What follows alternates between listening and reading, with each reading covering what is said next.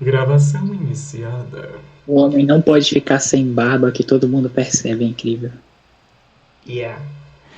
Ô, gente, então, hoje a gente vai conseguir colocar em prática aquela ideia de na frequência terem as questões. Então, vamos terminar esse conteúdo de hoje, essa parte da introdução. E aí eu vou colocar lá no Google Classroom já como se fosse uma atividade com teste. Aí vocês vão entrar através do Google Classroom, vão fazer a frequência de vocês e ao mesmo tempo responder o quiz, tá? Ah, professor, por que você está falando isso agora? Para vocês prestarem atenção na hora da aula, porque o quiz vai ser justamente sobre o conteúdo que a gente vai trabalhar agora, né? Claro, é evidente que juntando com o que a gente viu na aula passada.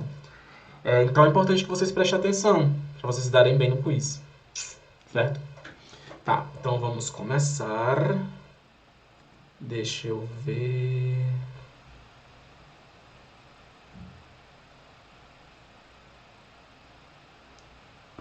Pronto. Fechei aqui o WhatsApp, porque senão vai acabar ficando me atrapalhando. Mas é isso, né? A gente começou então na aula passada essa nossa introdução sobre os metazoários, né? Nossa, eu tô com o olho meio vermelho assim, ó. Meu Deus, parece que eu fui na praia. Vale, parece que eu tô de máscara. Gostei não, vou colocar o óculos de volta. O óculos disfarça mais. Pronto. Então a gente começou com essa introdução. Que foi?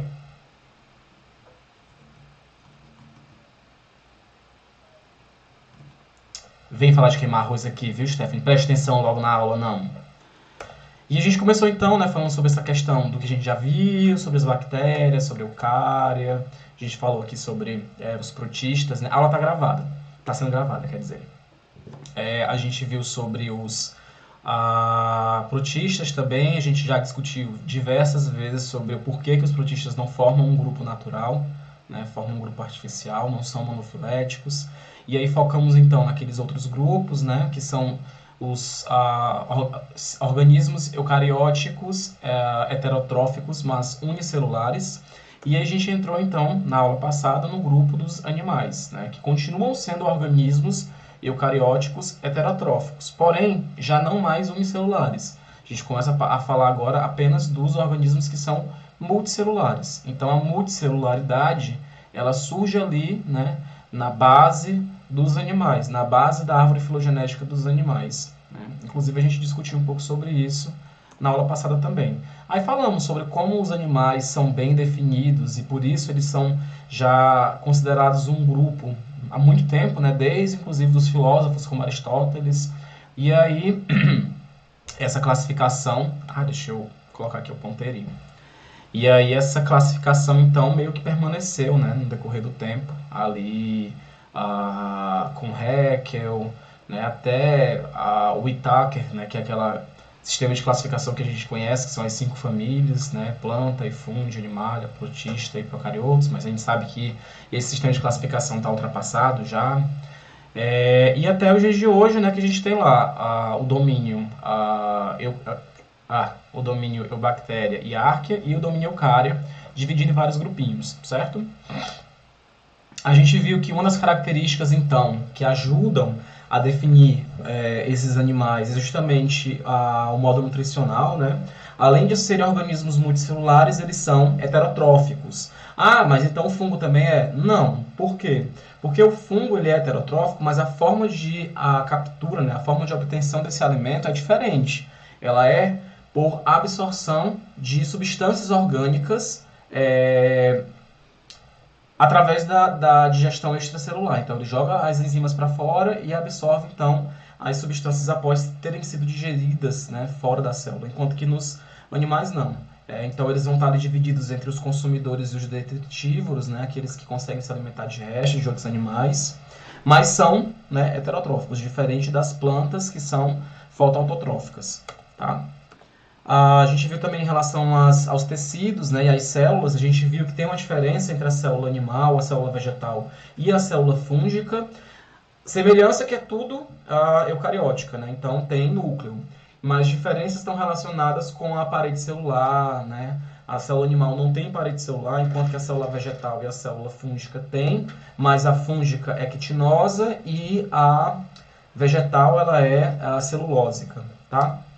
A gente viu também que nos animais essas células elas se agrupam, né, a partir das suas semelhanças e apresentam então uma estrutura que tem uma função única, né, que são os tecidos.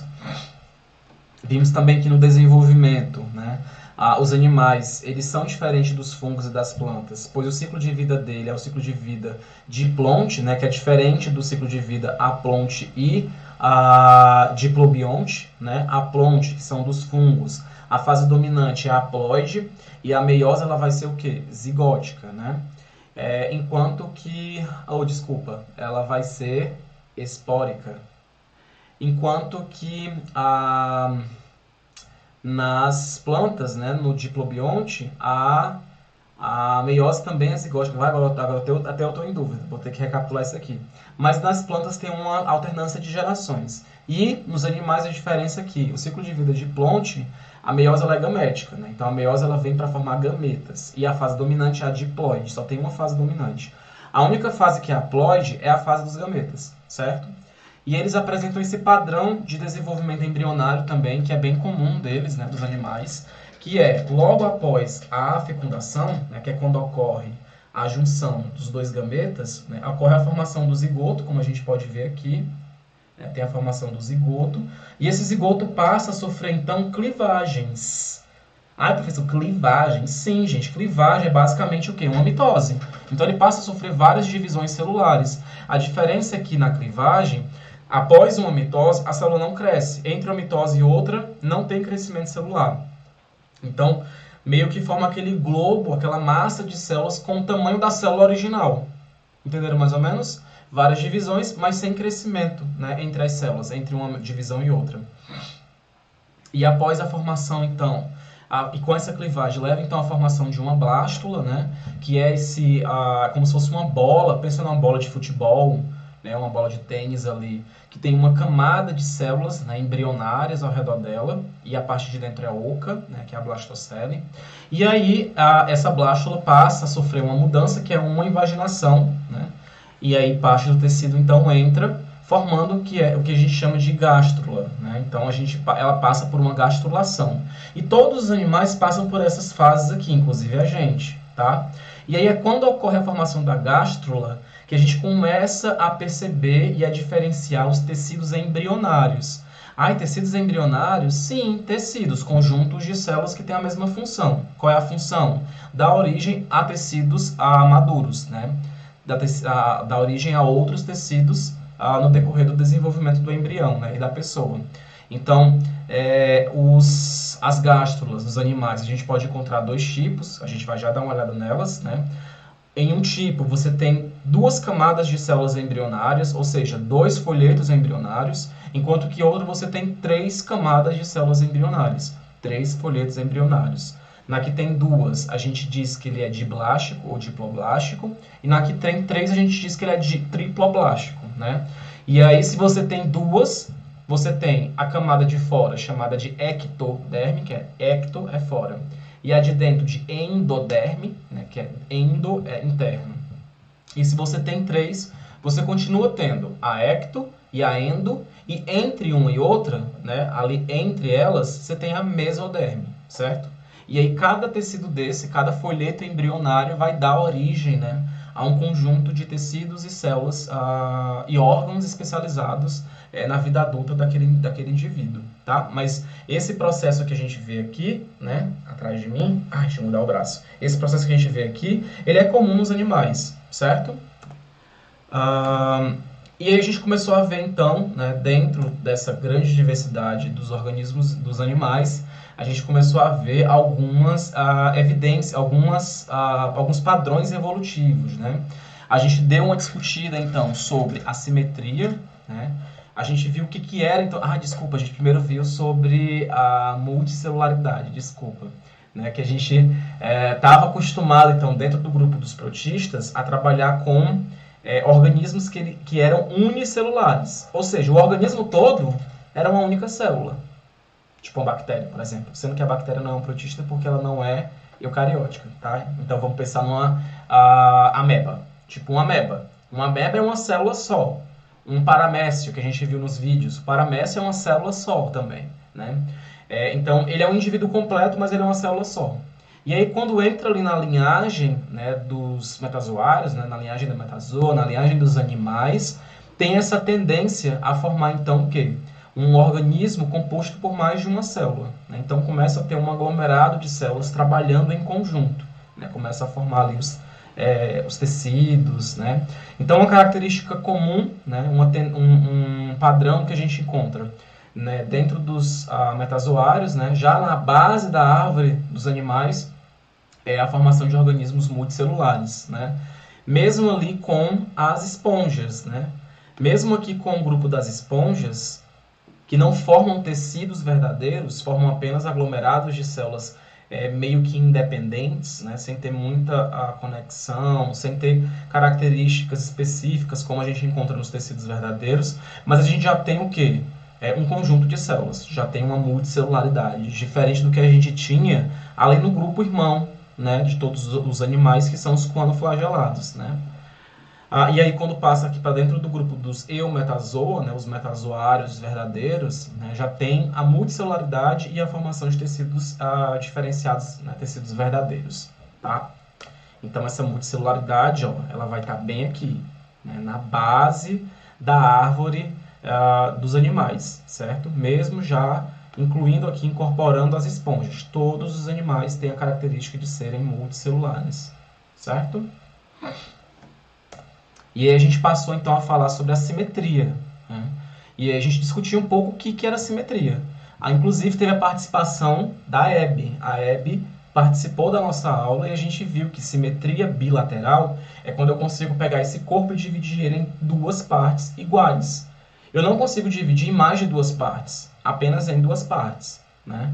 Diferente da simetria radial, onde eu consigo dividir em várias partes. Aí eu dei o exemplo do banco. Peguei o banco, mostrei para vocês que eu podia dividir ele em várias partes diferentes. Né? E aí a gente diz, então, que quando eu divido em mais de duas partes iguais, eu tenho uma simetria radial. Né? No caso dos animais, a gente pode citar as anêmonas, né, os quinidários, eles apresentam essa simetria radial.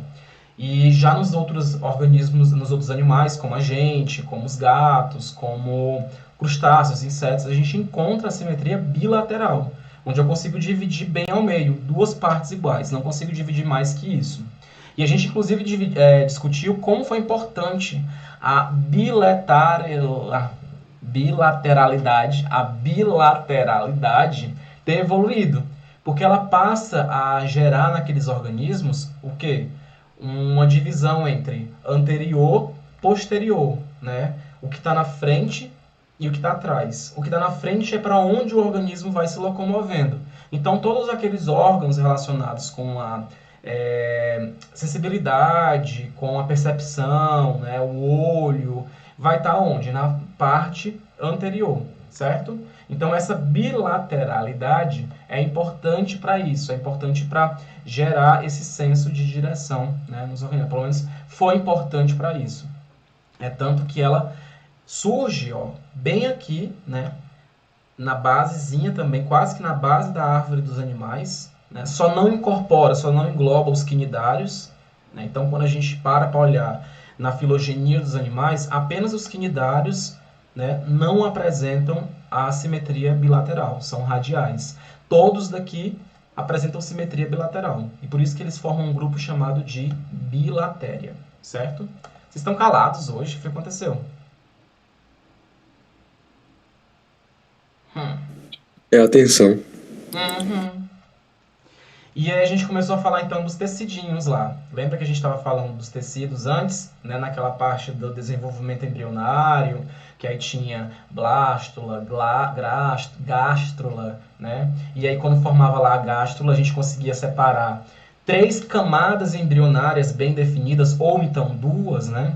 E aí cada camada dessa forma ali um folheto embrionário, né, com conjuntos de células que vão ser responsáveis para dar origem a órgãos, né, e tecidos diferentes. Aí eu coloquei esse slide aqui que eu achei bem informativo, mostrando, ó, que a ectoderme, que é essa parte que está em azulzinha, ela vai geralmente dar origem ali a células de pigmentos, né, vai dar origem a neurônios, células da pele.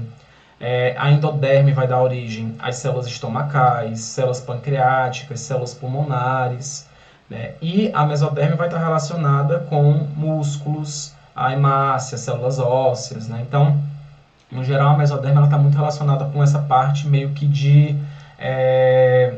como é que a gente fala? Preenchimento do corpo, né? A parte da endoderme vai estar muito relacionada com o trato digestório, a mesoderme com meio que esse preenchimento do nosso corpo e a ectoderme com a parte mais externa do nosso corpo, o epitélio, né? Entre outros órgãos relacionados com o epitélio, tá? E aí, quando eu tenho, então, essas três partes bem definidas, né, eu tenho ali o que a gente fala de um organismo triploblástico, né, com os três folhetos embrionários bem definidos. E aí, nunca esqueçam, gente, fora, a camada mais externa é a ectoderme, a camada mais interna é a endoderme e a camada mediana é a mesoderme, tá? Todos são assim? Nem todos são assim, né? Se a gente dá uma olhada lá nos quinidários, né, no caso da água-viva, aqui, ou então as anêmonas, se a gente for olhar o desenvolvimento embrionário delas, né, após a fecundação, a formação do zigoto, a da blástula, e quando começa a gastrulação, né, quando forma aquela gástrula, o que a gente encontra nelas são apenas dois tecidos embrionários, né, dois folhetos embrionários, e que estão conectados entre si, meio que colapsados assim, né, formando essa dobrinha que eu não vou conseguir formar. E aí a gente só tem, então, uma camada interna e uma camada externa. Endoderme, sempre a camada interna, e ectoderme, sempre a camada externa. Só não tem o quê? O preenchimento, né? Essa camada entre essas duas, que seria a mesoderme. E aí, nesse caso dos quinidários, a gente fala que eles são o quê? Diploblásticos ou diblásticos.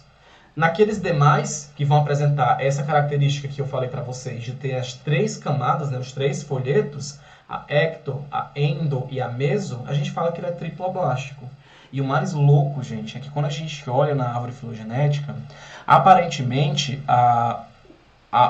o evento, né, de surgimento de organismos triploblásticos parece estar relacionado com o surgimento da simetria bilateral. Porque surge no mesmo período. Ó. Organismos triploblásticos surge aqui, ó, no mesmo ponto que surgiu a bilateralidade. Então, organismos triploblásticos vai ser uma característica que vai definir o grupo dos bilatérias, assim como a simetria bilateral, né? Então, essas duas características definem esse grupo chamado de bilatéria, tá? Alguém tem alguma dúvida em relação a isso?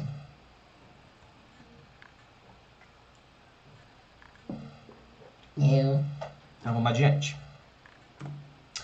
E aí aqui a gente vai começar a falar de uma coisa que é importante também. No nosso corpo, inclusive, a gente tem, assim como os demais animais, que são os celoma, né? Que é o celoma. Ai, pessoal, que Django é celoma? Celoma é uma cavidade interna que a gente tem no nosso corpo, né? E todos os animais vão apresentar celoma. Quer dizer, nem todos. A gente vai já entender, tá? E esse celoma tem alguma importância? Vocês acham por que a gente tem celoma? Por que o celoma vai ser importante, por exemplo, pro boi, pro peixe, para nós? Alguém tem alguma ideia? Qual a importância Formação. Oi? Formação dos órgãos internos, não é? Formação dos órgãos internos. E eu ainda quero puxar mais de vocês. Qual seria, então, a importância de ter os órgãos internos dentro de uma cavidade?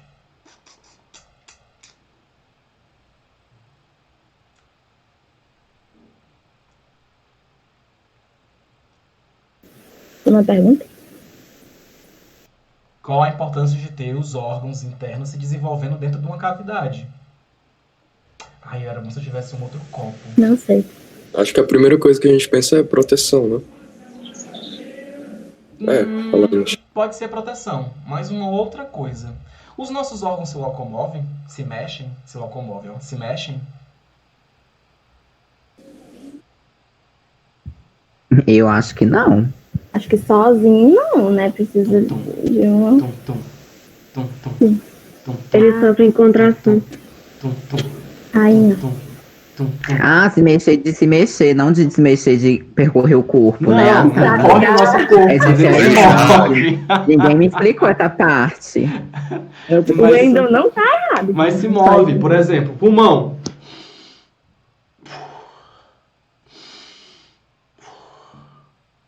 Trato digestório, quando a gente está deglutindo, como é que ele faz?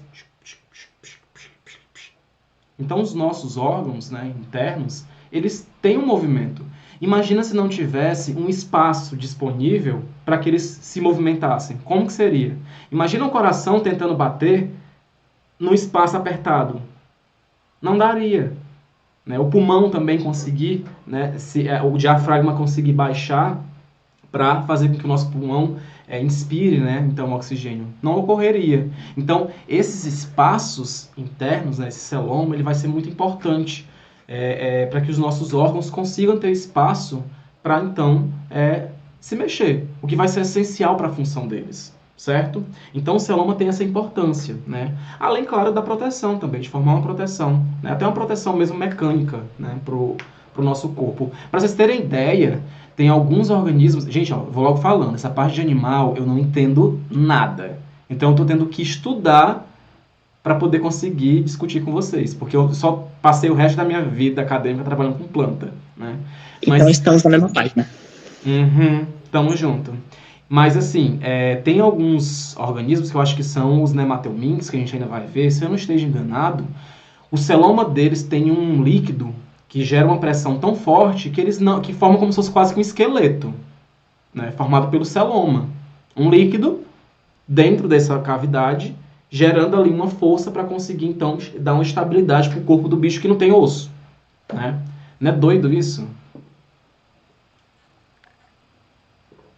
Então, assim, a gente vai vendo que na evolução, muitas coisas foram surgindo e tem um sentido muito prático para essas coisas. Claro que a gente não pode pensar que, então quer dizer que na evolução isso surgiu para isso. Não é o melhor pensamento para a evolução, tá? O pensamento quando isso surgiu, deu vantagem para aquele indivíduo que tinha. E aí foi selecionado positivamente. Mas, de novo, eu não quero entrar nesses assuntos de evolução por enquanto, eu quero deixar para o ano que vem, né, para a disciplina na parte de evolução, porque senão a gente não vai conseguir finalizar.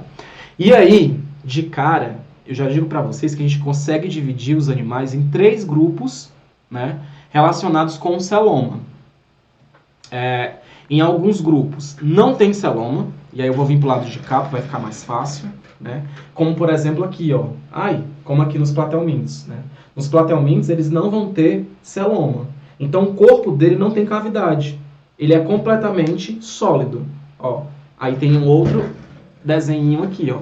A gente tem o trato digestório. Eu estou me perdendo na minha própria projeção hoje, não estou igual a Beyoncé. Tem um trato digestório. Tem, então, aqui, ó, essa camada interna totalmente preenchida. E tem a epiderme. Não tem nenhum espaço aqui, ó, interno, certo? Já aqui, se a gente for olhar nos nematelmintos, eu tenho a camada externa do corpo, né, que está aqui em azul. Deixa eu vir para cá, que eu acho que vai ser mais fácil de eu fazer com uma caneta. Tem a camada externa aqui do corpo, que é esse revestimento que está em azul, tá? Tem essa camada vermelha, que é uma camada muscular. E, gente, detalhe. Eu estou na frente, como eu sou anta. E tem a camada vermelha. A origem dessa camada aqui muscular, aqui interna, é da mesoderme. Tá? Tá ali dentro, certo? E tem a camada mais interna ainda, que é do trato digestório, que teve a origem da endoderme. Tá? Só que vocês estão vendo aqui, ó, entre o trato digestório e a camada muscular, que tem a origem da mesoderme, tem um espaço vazio. Esse espaço vazio aqui, ó, é justamente o celoma. Tá vendo? Aqui tem outro desenho dele, ó. Também de um nematelminto, de uma lombriga. Olha como é que a lombriga é.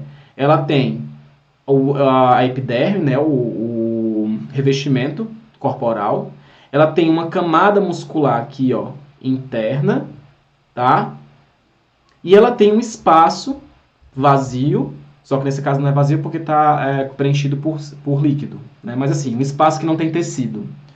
E uma camada mais interna que é o trato digestório. Vocês estão percebendo que tem três camadas, tem duas camadas, revestimento, camada muscular, espaço e trato digestório. Então, nesses grupos que você tem, né, um celoma que fica entre o que seria a mesoderme e o trato digestório, a gente vai chamar de pseudocelomado. Porque, na verdade, não é um celoma verdadeiro. O que me define que é um celoma verdadeiro, né, que são os celomados? É quando esse espaço, né, do celoma se forma dentro da camada interna formada pela mesoderme. Então, se a gente for olhar no celomado verdadeiro, a gente vai ter essa camada de revestimento aqui, ó, em azul, tá aqui. A gente vai ter uma camada bem definida, né, de tecido ali interno, de revestimento corporal, tá? Desculpa, qual é o nome? De preenchimento corporal, desculpa. E aí, dentro dessa camada que vão formar as bolsas, ó. E aí, para chegar no trato digestório, tem uma outra camada, né, de preenchimento. Vocês estão percebendo qual é a diferença do celomado e do pseudocelomado? Tô achando que não estou conseguindo deixar claro. Sim. Tá dando para perceber, então? Sim. Mas tem gente que não está conseguindo entender. Mas vamos lá. Deixa eu ver se eu consigo... Deixa eu fazer o seguinte.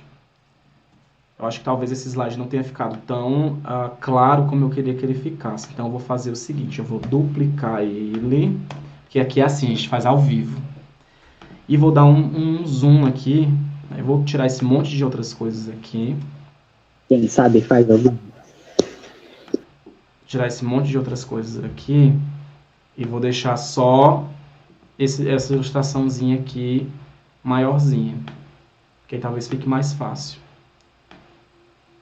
Vou falar primeiro do acelomado, tá? Ó, esse aqui, né, é o acelomado.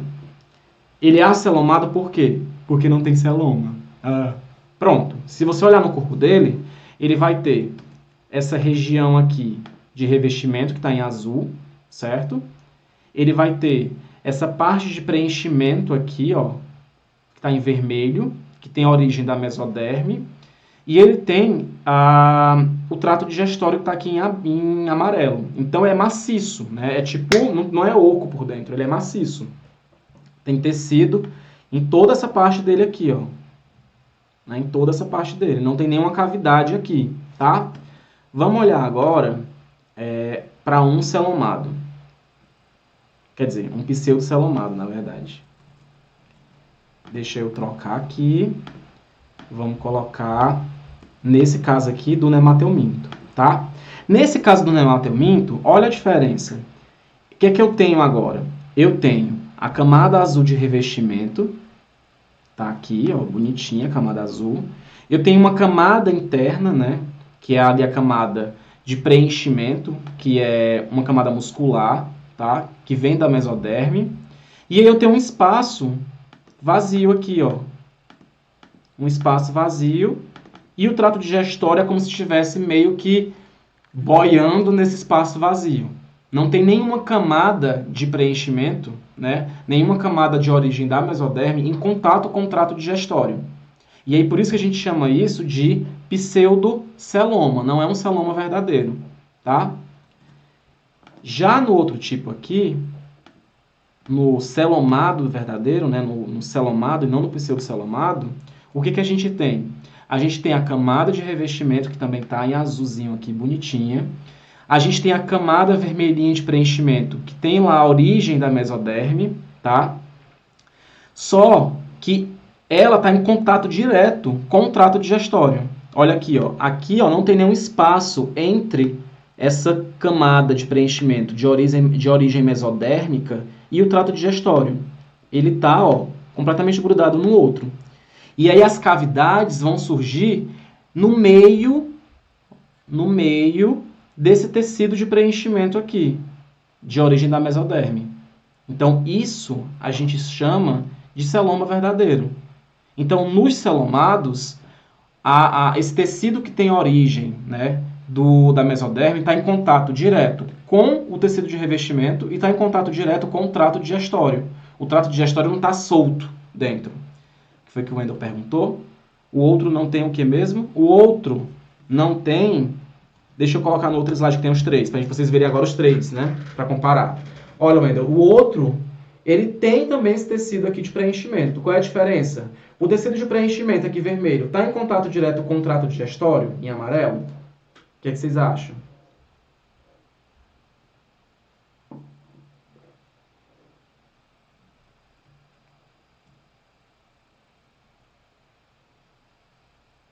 Ah, desculpa.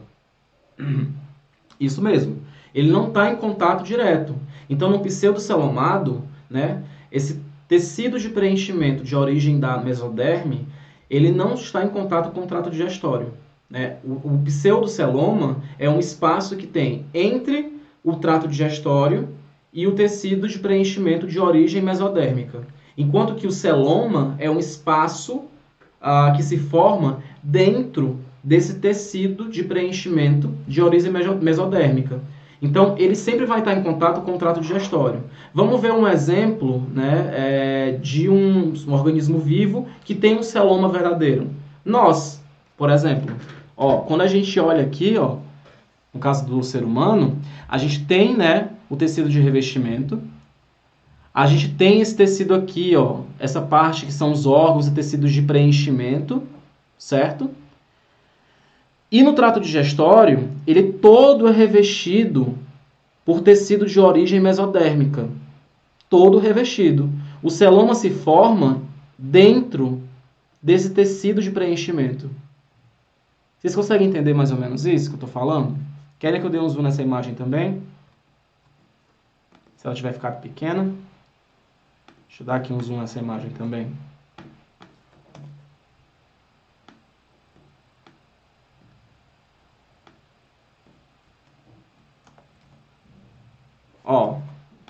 Deixa eu apagar aqui.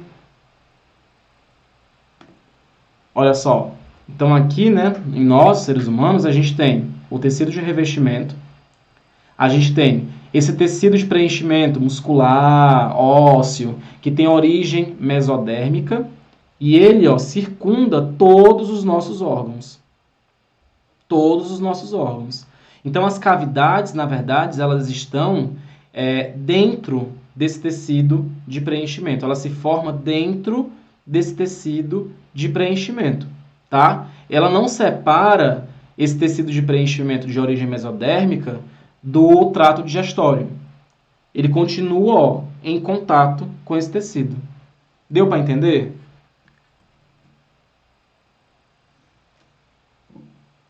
Sim! Tá, vamos avançar então, para a gente não deixar de terminar a aula. E aí tem essa pergunta linda para vocês. Olha aqui, eu coloquei uma árvore filogenética, né, dos animais, e nela tá pintadinho, bonitinho, algumas características, né, que essas linhagens têm. Por exemplo, o celoma, aqui tá separado entre celoma enterocélico e esquizocélico, já que a gente vai dar uma olhada sobre qual é a diferença dos dois. Mas eu tenho, né, os celomados, que está em azul e verde. Eu tenho os acelomados, que está aqui nesse azulzinho mais claro. E tem os pseudocelomados, que está em vermelho. Vejam aqui no cladograma a plotagem, né? Tipo, onde que tem celoma, né? Verdadeiro, aqui, aqui. Onde que tem o verde também, desculpa. Né? Aqui, aqui, aqui, aqui. Onde que tem acelomados, estão aqui, estão aqui. Onde que estão os pseudocelomados que são em vermelhos, tá aqui, tá aqui, tá aqui, tá aqui, tá aqui, tá aqui, tá aqui. A pergunta é, celoma, gente, a presença de celoma ou de pseudoceloma, ela é uma característica homóloga ou é uma característica análoga?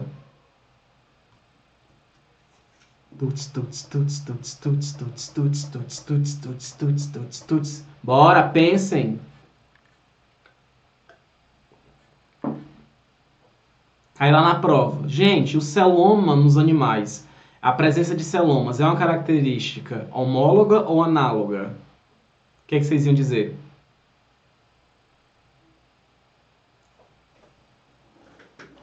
Bora lá pra eles, bora. Acho que homóloga. Por que homóloga?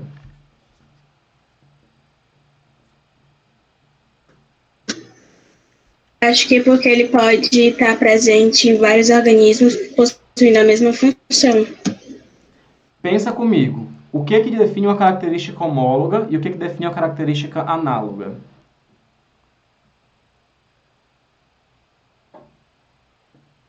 É o número de vezes que ela surge.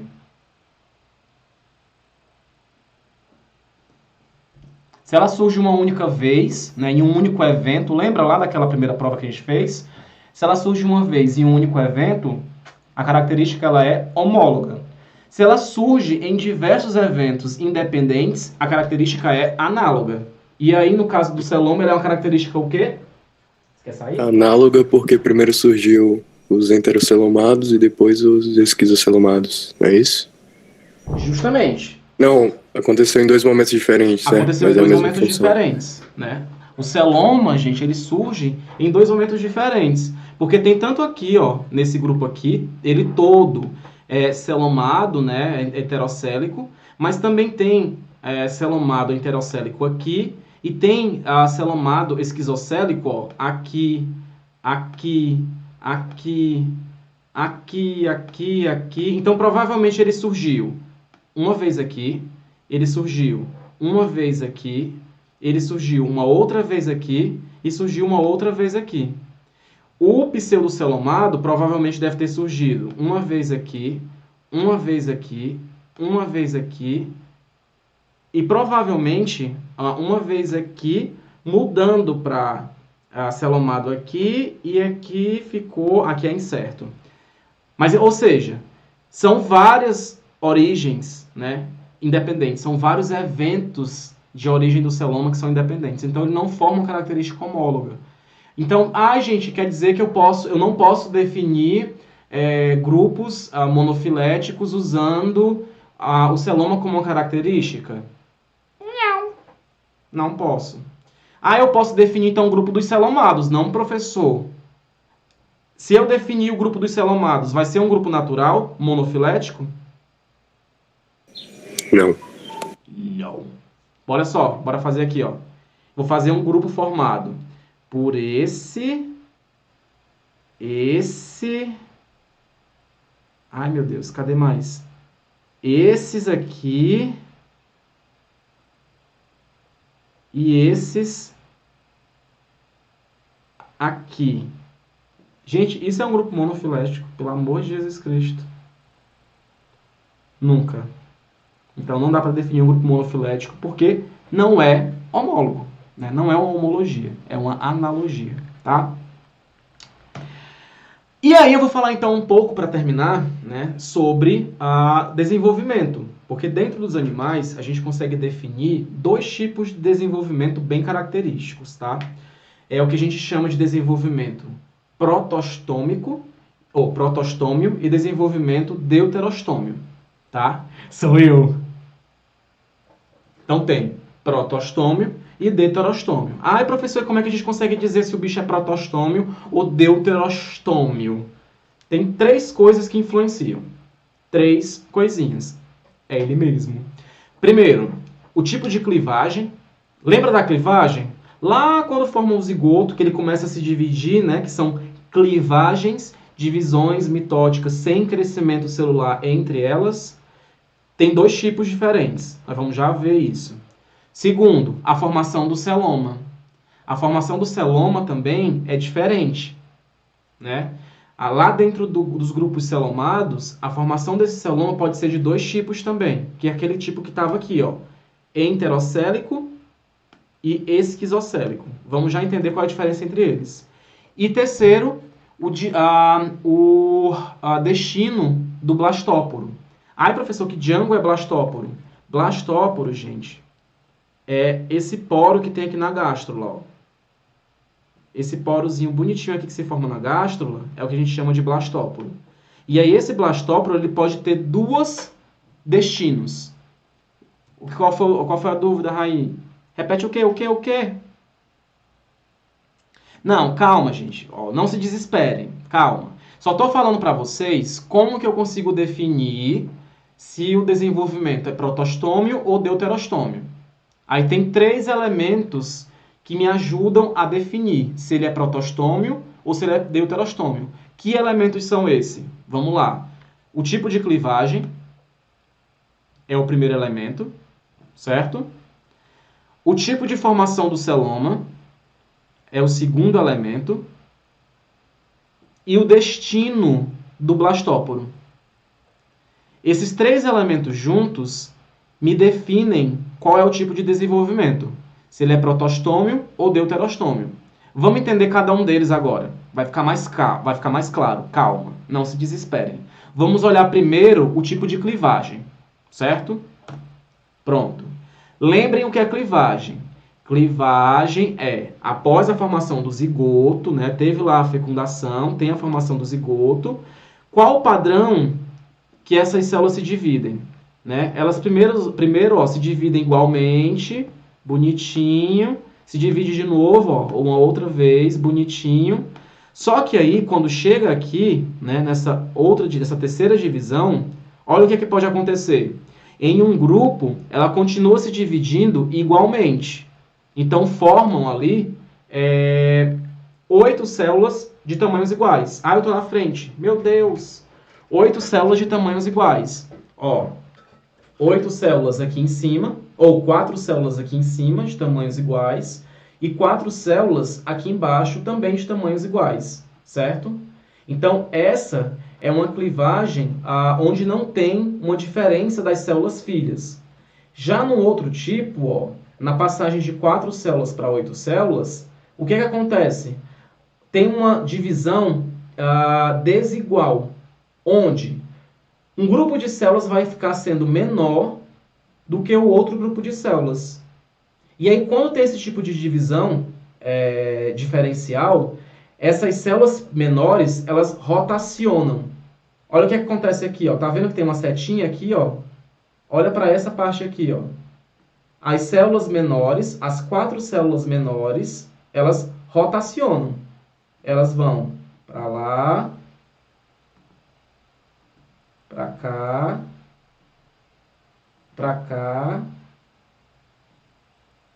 e para cá. Então, elas ficam meio que entre as 2 células grandes lá de baixo, ó. Esse tipo aqui de divisão, de clivagem, é o espiral, certo? No espiral, ocorre uma espiralada. As células se movem. Por quê? Porque tem uma divisão diferenciada. Uma divisão onde eu tenho uma formação de células menores, de células menores e de células maiores. Só precisam saber disso. Se tem divisão de célula menor e célula maior, e as células menores dão uma girada, eu chamo de espiral e determinada, tá? Porque nesse caso, a função da célula já está determinada pelo tamanho dela, tá? No caso da radial, as células são todas iguais. Olha só, na radial, ó. As células são todas iguais e elas não rotacionam entre si. Então, aqui, eu não tenho uma determinação do que essa célula vai dar origem. Não tenho. Então, isso, a gente fala que ele é radial, a clivagem, e as células são indeterminadas. Certo? Deixa eu ver quais são as mensagens de vocês. Isso daí vai depender do tipo de zigoto, também, ou se... Não, depende do tipo de zigoto também. Na verdade, vai depender do tipo de óvulo. Só que essa parte era pra gente ter visto no ano passado. Lembra que lá no ano passado, na parte de desenvolvimento humano, tem uma partezinha de embriogênese e tipos de óvulos. O tipo de óvulo vai influenciar. Aí quem quiser dar uma entendida melhor sobre isso, dá uma pesquisada. Dá uma pesquisada quais são os tipos de óvulos e o que eles influenciam nos eventos de clivagem, tá? Clivagem, Paulo, é o quê? É a divisão celular. É a divisão celular que ocorre após a formação do zigoto. Professor, por que não chama de divisão celular? Porque ela é diferente. A clivagem é uma divisão celular, mas as células não crescem entre as divisões. Então, o que acontece? Ela divide, E aí o tamanho geral daquela maçaroca de célula não aumenta, mantém o mesmo tamanho. E cada célula, na verdade, que vai diminuindo em cada divisão, entendeu? E quando a espiral determinada é protótipo... Calma, Ellen, que agonia, mulher. Calma. Só entendam primeiro isso. Entendam o que é uma clivagem espiral e o que é uma clivagem radial. Sim. Então, clivagem espiral tem uma espiralada. Tem uma rotação dessas célulazinhas menores aqui. Tá? Cadê o negócio, gente? O ponteiro. Dessas célulazinhas menores aqui. Na radial, não tem. Eu estou embaçado. Na radial, não tem. Fiquei fora de foco.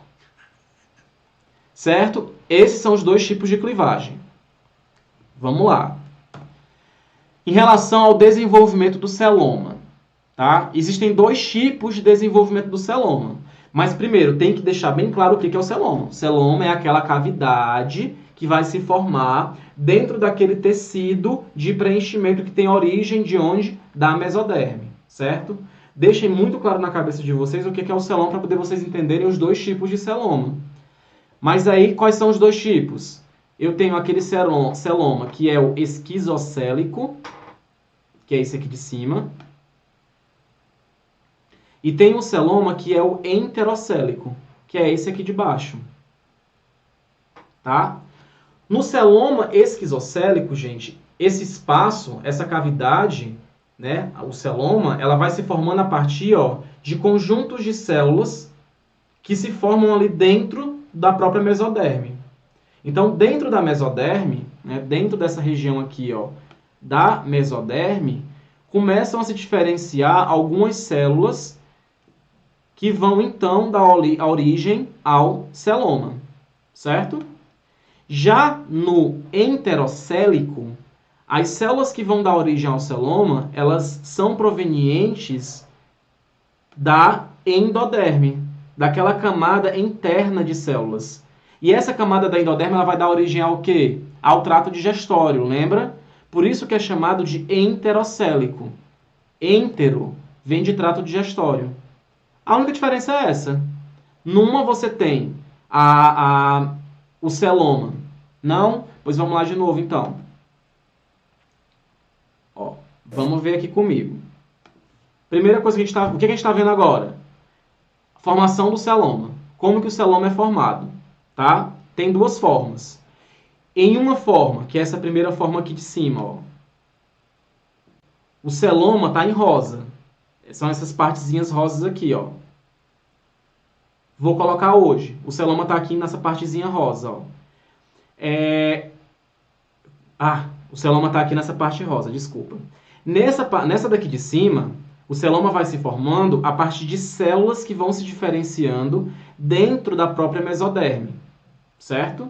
Na própria mesoderme, essa parte aqui de dentro, células vão se diferenciar para dar origem ao celoma, tá?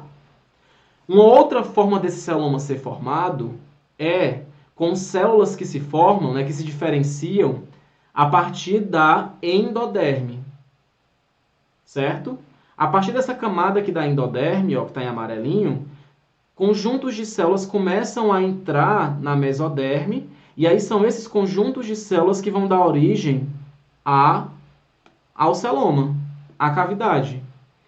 Nesse caso aqui, que são conjuntos de células dentro da mesoderme, eu tenho o celoma esquizocélico. Nesse caso aqui, que são conjuntos de células que têm origem da endoderme, desse que ele está chamando aqui de arquêntero, eu tenho o enterocélico. São esses dois tipos. Só isso. Danilo. Oi. Mas se o celoma ele é revestido só pela mesoderme, como é que pode ter a formação dele a partir da endoderme? Então, essas células se diferenciam. Essas células vão acabar se diferenciando. É porque, tipo assim, realmente a origem do celoma, nesse caso enterocélico, não vai ser do próprio mesoderme. Mas a localização dele é inserida na mesoderme. Ele vai estar circundado pela mesoderme. Porque tem mesoderme aqui, tem mesoderme aqui todo nele. A regra é que o celoma tem que estar revestido totalmente pela mesoderme, mas a mesoderme. origem dele não necessariamente é só da mesoderme. É só da mesoderme, isso. Né? No Beleza. caso da enterocélica, ela vem da endoderme. Da endoderme, isso. Beleza. Deu para entender, gente? Pronto. Só preciso que vocês entendam o que tem. Esquizocélico e enterocélico, tá? E aí, em relação ao destino do blastóporo. Para a gente entender o destino do blastóporo, primeiro a gente tem que entender o que é o blastóporo. Mas o blastóporo, gente, quando a gente olha lá para a gástrula, lembra? Ó, tá aqui a gástrula bonitinha, tá vendo? Ó? Tá aqui a endoderme nessa parte de dentro, tá aqui a ectoderme aqui também, ó. Tá aqui a mesoderme, tá vendo? Com o celoma se formando, ó, de células que estão aqui, ó, dentro da própria mesoderme, tá vendo? Esse blastóporo aqui, que é esse poro que se forma aqui na gástrula, nesse caso vai dar origem à boca do indivíduo, no decorrer do desenvolvimento embrionário.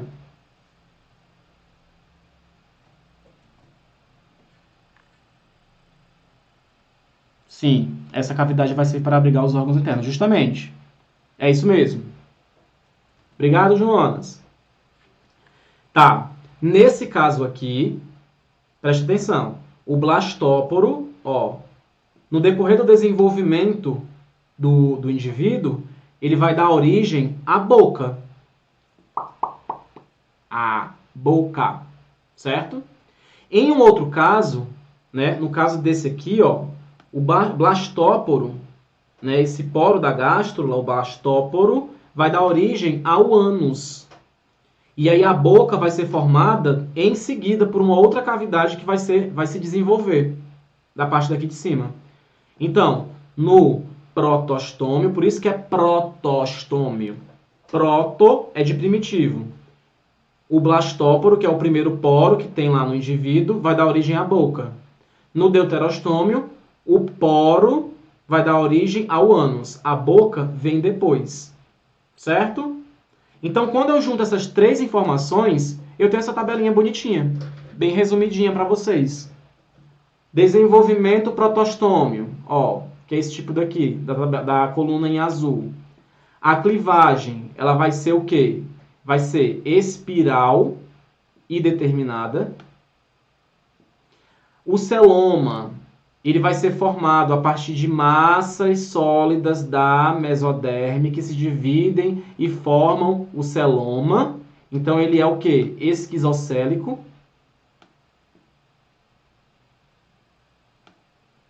Certo? E o blastóporo vai dar origem à boca. A boca se desenvolve do blastóporo. Esse é o desenvolvimento protostômio. Tá? Já no desenvolvimento deuterostômio, o que a gente tem? A gente tem uma clivagem radial e indeterminada. Eu acho que eu falei errado naquela hora, eu me confundi.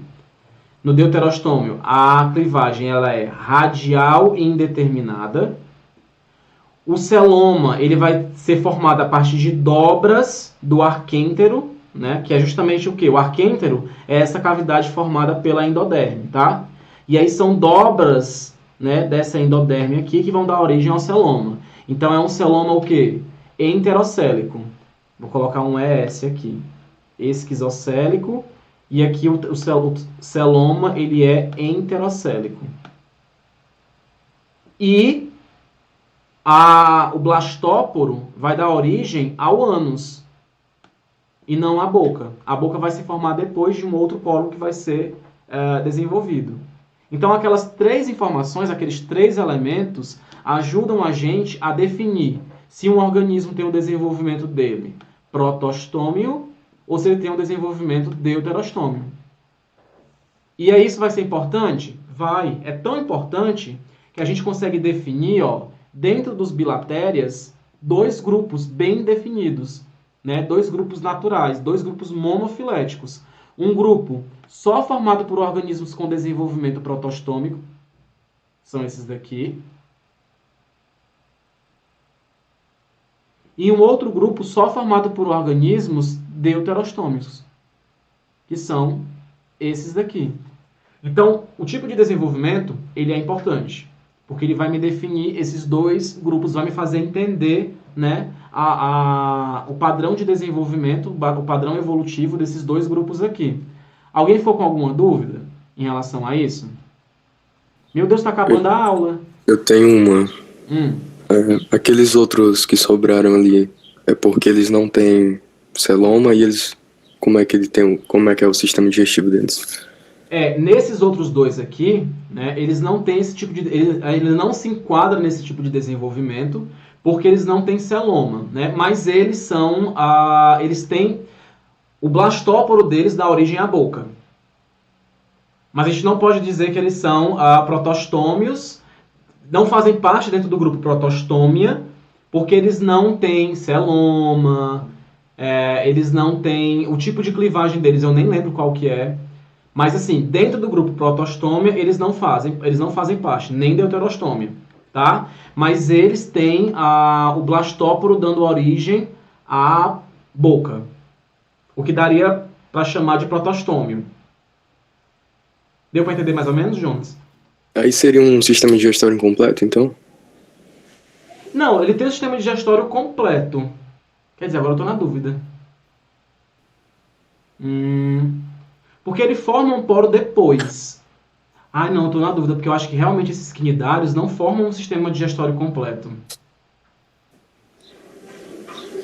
Acho que não. Eu tenho que dar uma pesquisada, Jonas, sobre isso. Porque a gente vai entrar na parte dos grupos na semana que vem.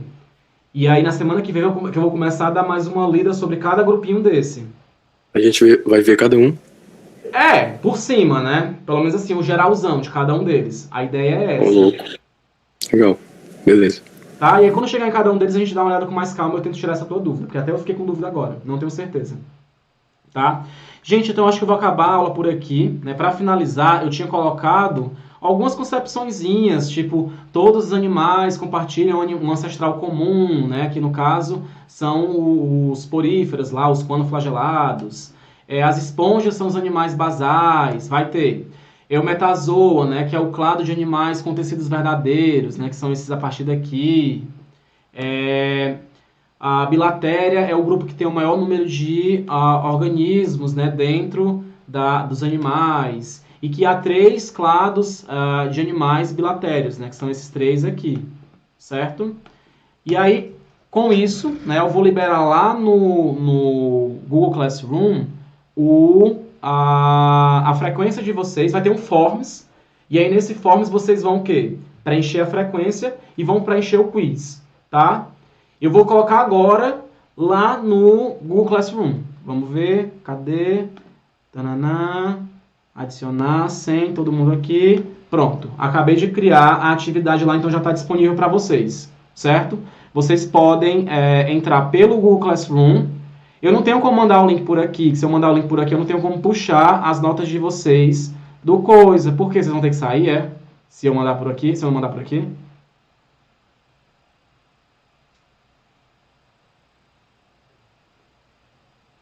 Entenderam? Tá lá no Google Classroom. Vou encerrar aqui a gravação.